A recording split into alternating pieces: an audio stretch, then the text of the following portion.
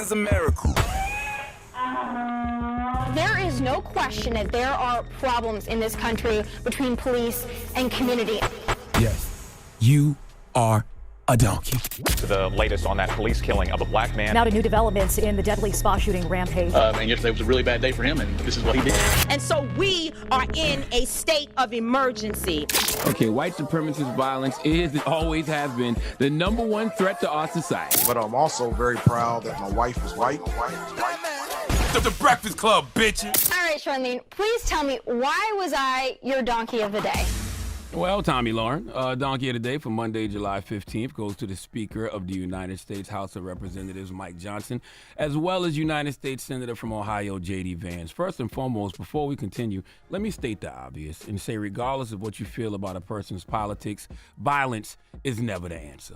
It's that simple. If you don't like a candidate or an elected official, you should attempt to take them out with your votes, not violence. If you think otherwise, if you think violence is indeed the answer, just do a simple exercise and ask yourself, if this was a candidate or elected official that you actually voted for and supported and they got shot at, someone attempted to take their life, what would your reaction to that be? When we discuss what happened to Donald Trump, I believe that discussion, like most discussions in America, is multi-layered. But first and foremost, we should talk about the issue of political violence, and we should denounce it and state quite plainly that we have no place for it in America, period. And I'm not saying that to be politically correct. I'm saying that because that's how I truly feel. Now, back to the donkeys at hand. Mike Johnson and Senator J.D. Vance from Ohio. First, let me read this tweet that J.D. Vance posted on Saturday at 8:20 p.m., just a couple of hours after the assassination attempt with Trump occurred. He posted, "Today is not just some isolated incident. The central premise of the Biden campaign is that President Donald Trump is an authoritarian fascist who must be stopped at all costs. That rhetoric led directly to President Trump's attempted assassination," end quote. Speaker of the House Mike Johnson was on NBC's Today Show on Sunday morning, and he said this in regards to the Trump shooting: "Everyone needs to turn the rhetoric down." Let's listen. As America awakens to a rather surreal morning, this is a horrific act of political violence that ought to be roundly condemned. Obviously, we can't go on like this as a society. We've got to turn the rhetoric down. We've got to turn the temperature down in this country. We need leaders of all parties on both sides to call that out and make sure that happens so that we can go forward and maintain our free society that we all are blessed to have. Now, I've been observing and just listening all weekend. You know, I'm not a person who rushes to spill the first thing that comes to mind on social media. I've just been taking it all in. And I want to say to Mike Johnson and J.D. Vance that you can't honestly have a conversation about dangerous rhetoric that leads to political violence without discussing the dangerous rhetoric that has come out of President Donald Trump's mouth and his social media.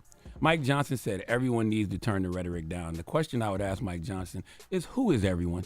For him and J.D. Vance to make comments like that and not acknowledge the countless times Donald Trump has said things that have led to violence or could lead to violence is disingenuous. And it's them playing campaign games. It's them politicizing this situation because, of course, it is a presidential election year. They, like many politicians, Republicans and Democrats, are using this as an opportunity to score points on the opposition. Real leaders would be using this as an opportunity to actually bring people together. Instead, you both are causing more division. You are causing more people, in this case, Democrats, to be targets. Once again, you cannot make any statements about dangerous rhetoric that leads to political violence and division without acknowledging the words that have come from Donald Trump's mouth and his social media. There has been a real unserious attitude in regards to political violence in this country when a nut-ass follower of Donald Trump came to Nancy Pelosi's house and attacked her with a hammer. Trump made fun of it. And we'll stand up to crazy Nancy Pelosi, who ruined San Francisco. How's her husband doing, by the way? Anybody know? And she's against building a wall at our border, even though she has a wall around her house, which obviously didn't do a very good job. Remember when Trump posted pictures of Biden looking like he's bound and hogtied on his social media? Donald Trump, in an attempt to overthrow the results of the 2020 election, told his followers to fight, and that led to an attempted coup of this country, and some of his followers did bring guns and ammunition to D.C. for that purpose. They did storm the Capitol. They were chanting to hang Mike Pence because he wouldn't alter the election results. That happened, and it happened because of Donald Trump. I'm not even going to go down the rabbit hole of how many times Donald Trump has incited political violence or co-signed political violence or suggested political violence. I'll give you a couple that come to mind. You remember when the now governor of Montana, I believe it was Montana, he was running for Congress and he body slammed a reporter and got charged with assault, and Donald Trump said, he is my type? Is that not encouraging violence? Remember when Donald Trump suggested that, Second Amendment advocates assassinate Hillary Clinton? Hillary wants to essentially abolish the Second Amendment. By the way, and if she gets to pick her judges, nothing you can do, folks. Although the Second Amendment people, maybe there is, I don't know. But come on. So Mike Johnson and J.D. Vance, please don't act like Donald Trump is not solely responsible for creating this environment of political violence that he's not even safe from. About 12 days ago, Kevin Roberts, the president of the pro-Trump think tank, the Heritage Foundation, said this. In spite of all this nonsense from the left, we are going to win. We're in the process of taking this country back. We are in the process of the Second American Revolution, which will remain bloodless if the left allows it to be. It will be bloodless if the left allows it to be. Mike Johnson and J.D. Vance, could that kind of rhetoric lead to political violence? If somebody was at home, right, reading Project 2025, which is put together by the Heritage Foundation, and heard Mike Johnson say that, don't you think that could lead to some type of political violence? Why aren't you denouncing all that type of rhetoric, okay, then and now? How could you in this moment immediately point the finger to Democrats? And how come more of the media hasn't been saying this all weekend? I understand, sadly, there was an assassination attempt on the former president. But in a moment like this, we can't worry about, striking the right tone. We have to worry about telling the truth. Now, Mike Johnson and J.D. Vance both say that Donald Trump has been vilified and, calling him a threat to democracy was one of the things that led to this. I saw Mike Johnson again on Anderson Cooper, and Anderson rightfully pointed out that Trump has said that about Joe Biden as well. Let's listen. It's an objective truth that Donald Trump is probably the most persecuted and attacked political figure in history, certainly among presidents, maybe at least since Abraham Lincoln, Civil War era. And that takes a toll. I mean, when my colleagues go out, Democrat colleagues, and say democracy will end, the republic will be in an emergency stage if Donald Trump wins for president, it's just not true. It's another election. And when they say that kind of rhetoric and they heat it up like that, there are people out there that take these things to heart and they act upon them. Politicians are not responsible for that, but we do have a responsibility to be responsible. I do want to point out the former president himself has also used that kind of rhetoric. He said on June 27th, Joe Biden is a threat to democracy, a threat to the survival and existence of our country itself. That's certainly the same kind of language you're talking about. Listen, everybody is prone to overstatement, okay? I mean, a few days ago, earlier this week, Joe Biden actually said we need to put Donald Trump in the bullseye. I mean, right? I don't think either of those men meant to imply anything beyond just rhetoric, but the point is the rhetoric has consequences. Once again, you cannot talk about rhetoric without talking about the things that Donald Trump has spewed out of his mouth and on social media. People like myself and others call Donald Trump a threat to democracy because he has done things that have threatened democracy. I could argue that in regards to the 3 judges he put on the Supreme Court, democracy is done, but you all won't realize that until November when the presidential election comes, but I'll get back to that. For all you people who may think saying Donald Trump is a threat to democracy is just noise, well, when someone says we should terminate the Constitution to overthrow the results of an election, that's a threat to democracy. When someone tells people to fight and they storm the Capitol to overthrow the results of an election, that's a threat to democracy. Trump put 3 judges on the now illegitimate, corrupt institution that is the Supreme Court, and they are absolutely threatening our democracy.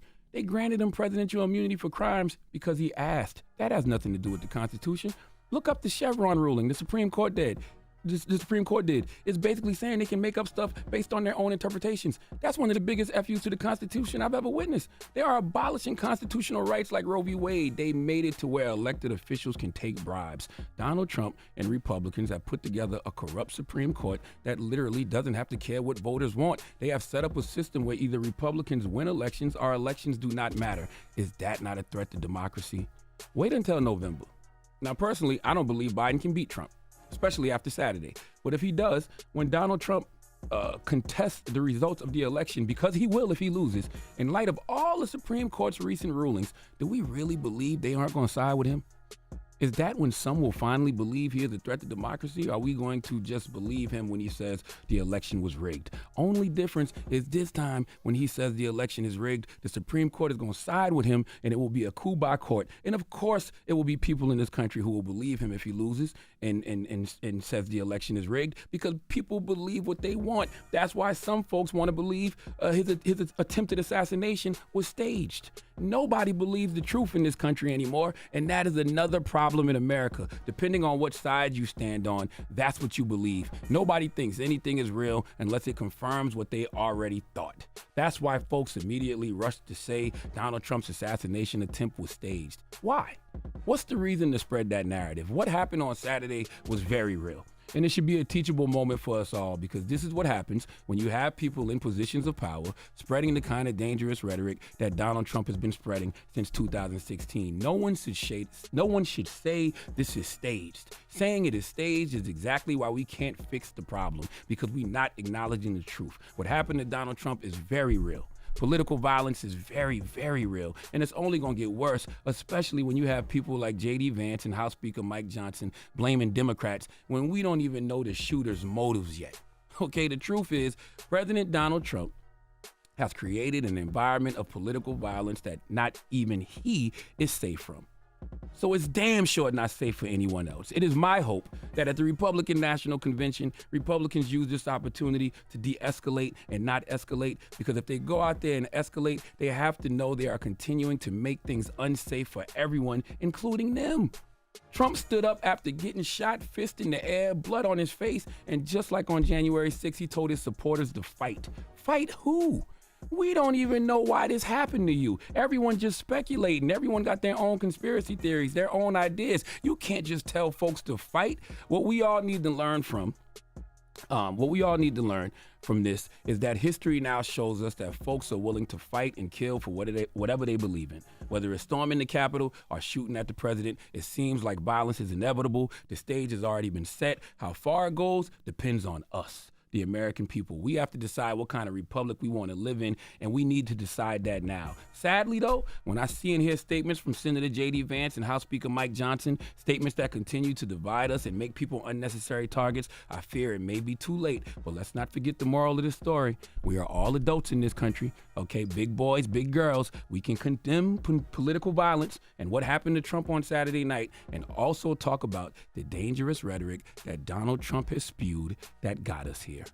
Please let Remy Ma give Senator J.D. Vance and House Speaker Mike Johnson the biggest hee-haw. Hee-haw, hee-haw. You stupid motherfucker. Are you dumb? Open up the phones. Let's discuss. Donkey of the Day is sponsored by renowned personal injury attorney Michael the Bull Lamonsoff. Don't be a donkey when you need a fighter on your side. If you're ever injured, go to michaelthebull.com. That's michaelthebull.com. And when you mess with the bull, you get the horns. Wake that ass up. Early in the morning. The Breakfast Club.